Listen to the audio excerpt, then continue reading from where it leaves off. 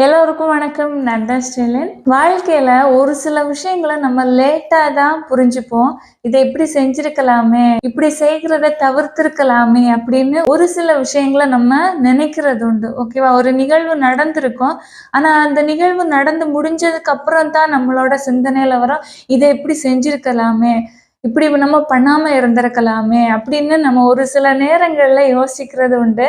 இது மாதிரி உள்ள ஒரு சில விஷயங்களுக்கு முன்னெச்சரிக்கையா நம்ம இருக்கிறதுக்காக ஃபர்ஸ்டே நம்ம அறிஞ்சிருந்துட்டோம் அப்படின்னா கொஞ்சம் கேர்ஃபுல்லா இருக்கலாம். அப்படிப்பட்ட ஒரு சில விஷயங்கள நம்ம பார்க்கலாம். ஃபர்ஸ்ட் பார்த்தீங்கன்னா, நம்ம எல்லா இடத்துலயும் போய் வேண்டாத விஷயங்கள பேசிக்கிட்டு இருப்போம்.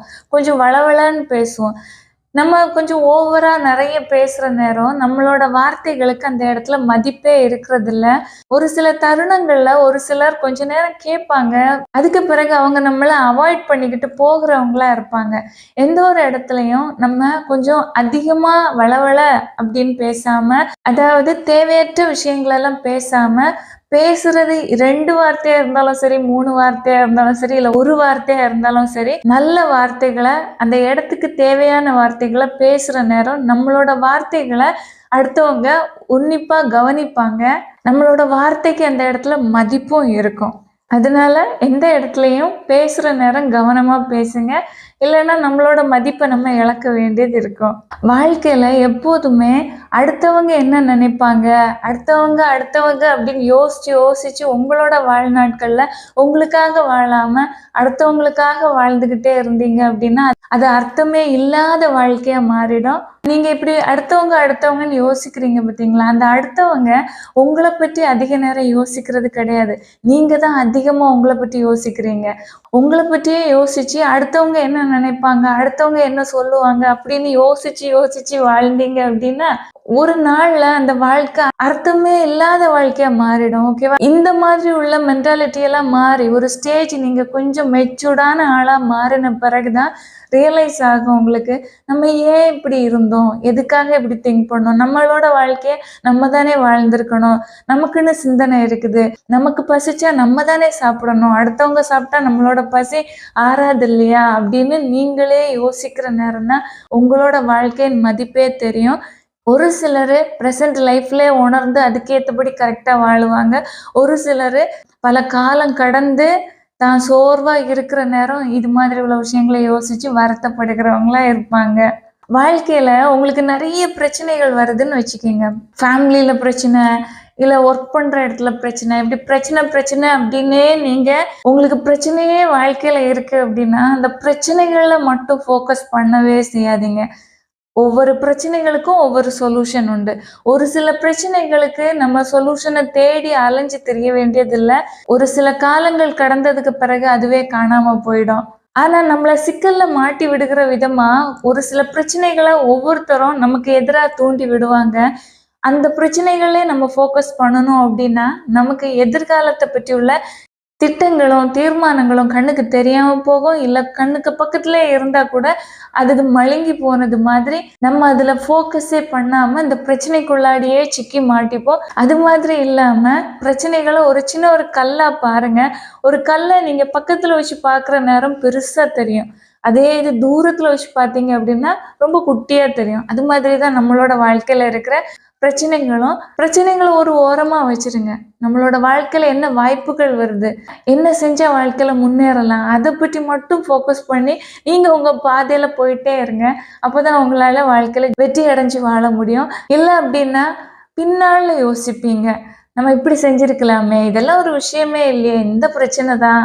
இப்போ நமக்கு இருக்க மெச்சூரிட்டிக்கு நம்ம இதெல்லாம் ஒரு விஷயமா எடுத்துக்கவே மாட்டோமே, அந்த சூழ்நிலையில இந்த அளவு ஃபீல் பண்ணணுமே அப்படின்னு எல்லாம் யோசிச்சுட்டே இருப்பீங்க. வாழ்க்கையில யாருமே கஷ்டப்படாம எந்த ஒரு வெற்றியும் அடைகிறது கிடையாது. எந்த ஒரு விஷயத்த நீங்க எடுத்துட்டீங்க அப்படின்னாலும் கஷ்டம், நஷ்டம் எல்லாமே இருக்கும். ஓகேவா? வாழ்க்கையா இருந்தாலும் சரி, இல்ல வேலை விஷயமா இருந்தாலும் சரி, எல்லா இடத்துலயும் போராட்டங்கள் உண்டு. ஆனா நம்ம அந்த போராட்டத்துக்கு உள்ளாடி இருக்கிறோம், அந்த பிரச்சனைகளுக்கு உள்ளாடி இருக்கிறோம். ஒருத்தரால நம்ம கஷ்டப்படுத்தப்படுகிறோம் அப்படின்னா அந்த சூழ்நிலையில, அந்த நிலையில, அந்த நொடியில நீங்க யோசிச்சீங்கன்னா அவ்வளோ பெரிய கஷ்டமா இருக்கும், ரொம்ப பெரிய வலியா இருக்கும். நம்மளோட மனசுக்கும் சரி, இல்ல உடல் அளவுல வேதனைப்பட்டிருந்தாலும் சரி, அந்த நேரம் ரொம்ப பெரிய வேதனையா இருக்கும். ஆனா அந்த சூழ்நிலையை கடந்து வாழ்க்கையில நீங்க பட்ட கஷ்டங்களுக்கு நல்ல ஒரு வாழ்க்கை உங்களுக்கு கிடைச்சிருக்குது.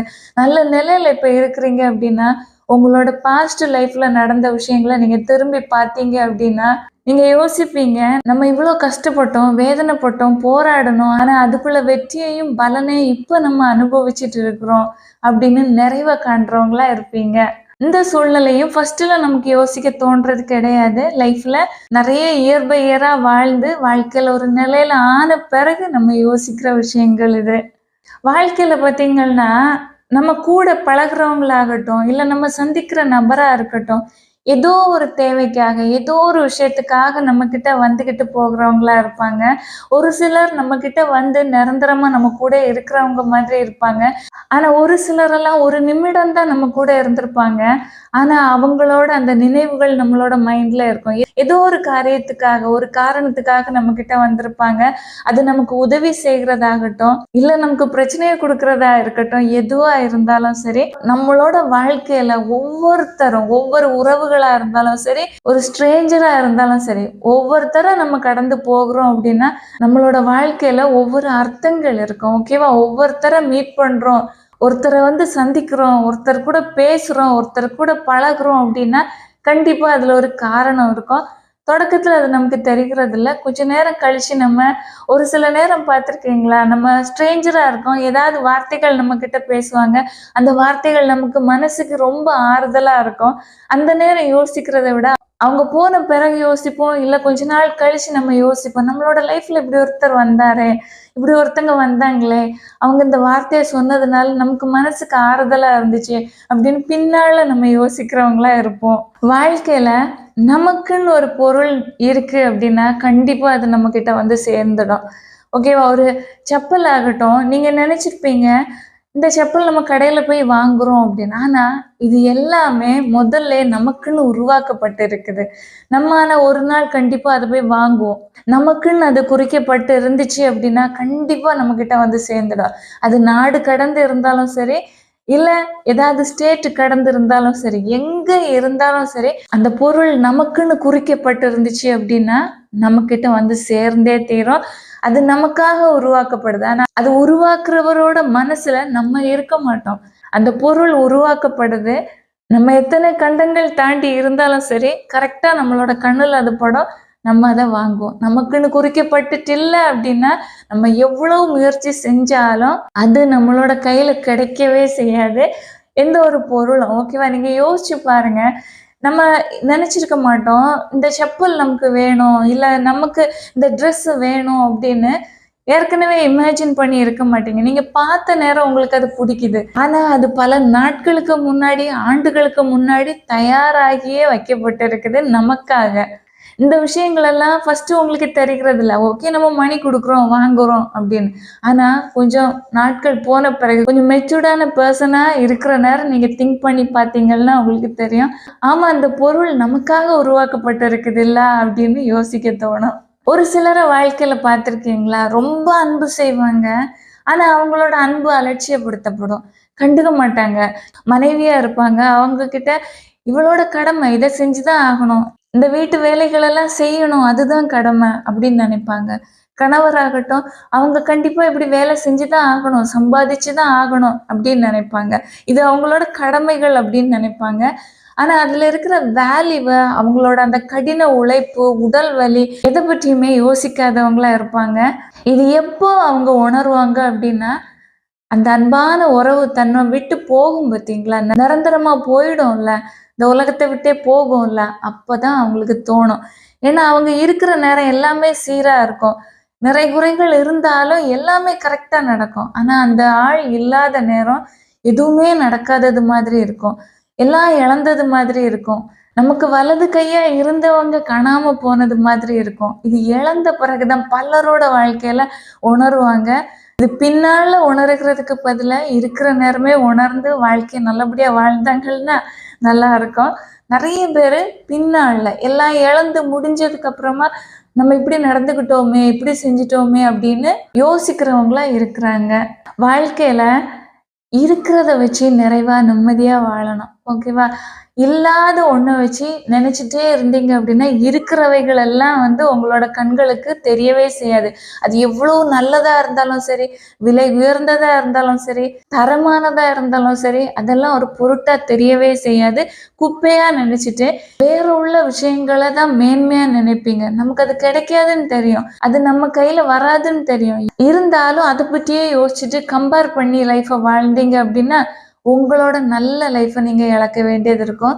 நல்ல வாழ்க்கைய வாழணும் அப்படின்னு ஒருத்தங்க நினைச்சாங்க அப்படின்னா, இருக்கிறதுல நிறைவா வாழணும். நமக்கு என்ன இருக்கோ அதுல சந்தோஷமா நிறைவா வாழ்ந்தீங்க அப்படின்னா, இல்லாத விஷயங்கள நினைச்சு வருத்தப்பட்டு இருக்கிற வாழ்க்கைய அழிக்கவே மாட்டோம். இப்படிப்பட்டவங்களும் ஒரு ஸ்டேஜ்ல வயசான பிறகா இருக்கலாம். இல்ல ஒரு சில தருணங்கள் எல்லாம் தன்னை விட்டு போன பிறகு உணருவாங்க. நம்ம லைஃப்ல நல்லா தானே இருந்துச்சு. நம்மளோட லைஃப் பார்ட்னர் நல்லா தானே இருந்தாங்க. எல்லாமே நல்லா தானே இருந்துச்சு. என்னோட வாழ்க்கைய நான் நேசிக்காம, தேவையில்லாத விஷயங்களுக்காக நான் ஏங்கி இருந்தேனே. எனக்கு நிறைவா குடுத்தவங்கள கூட நான் அலட்சியம் செஞ்சேனே அப்படின்னு ஒரு நாள் இருந்து யோசிப்பாங்க. நிறைய பேரோட லைஃப்ல இது நடக்கிறது உண்டு. இருக்கிற நேரம் அதோட அருமை தெரிகிறதில்ல. ஏன்னா வாழ்க்கையில சந்தோஷம்னு சொல்றது உங்களோட மனசுல இருந்து தான் வரணும். ஓகேவா? உங்களோட மனசு எப்படி இருக்குதோ, அதன்படி தான் உங்களோட வாழ்க்கையில நிறைவும், நிம்மதியும் இருக்கும். உங்களோட வாழ்க்கையில நீங்க உங்களோட சிந்தனையில, உங்களோட மனசுல ஒரு பொருளாகட்டும், ஒரு சூழ்நிலை ஆகட்டும், இது சரியில்ல, இது நிறைவில்ல, இத விட மேலா வேணும், வேணும், வேணும்னு நீங்க கேட்டுக்கிட்டே இருந்தீங்க அப்படின்னா, நல்ல விஷயத்த இழந்துடுவீங்க. பெருசா வேணும்னு யோசிக்கிறது தப்பில்ல. ஆனா நம்மளால அது முடியாது. நம்மகிட்ட அது கிடைக்க வாய்ப்பில்ல. அப்போ நம்ம இருக்கிறதுல நிம்மதியா வாழ்றது நல்லது.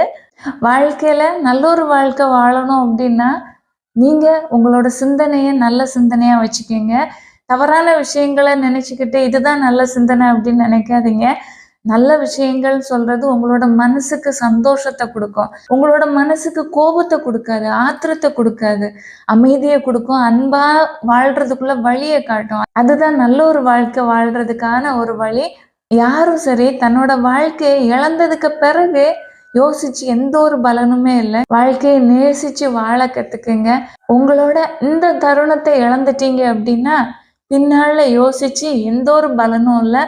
பின்னால வேற நினைவுகள் தான் இருக்கும். கூட யாரும் இருக்க மாட்டாங்க. அதனால இப்போ உங்க கூடயே இருப்பாங்க. கூடயே உறவுகள் இருக்கும். எல்லா விதத்திலயும் நல்ல முறையில நீங்க இருந்துட்டீங்க அப்படின்னா, பின்னால நினைவுகள் இனிமையானதா இருக்கும். கசப்பானதா இருக்காது. வருத்தங்கள குடுக்கிறதாகவும் இருக்காது.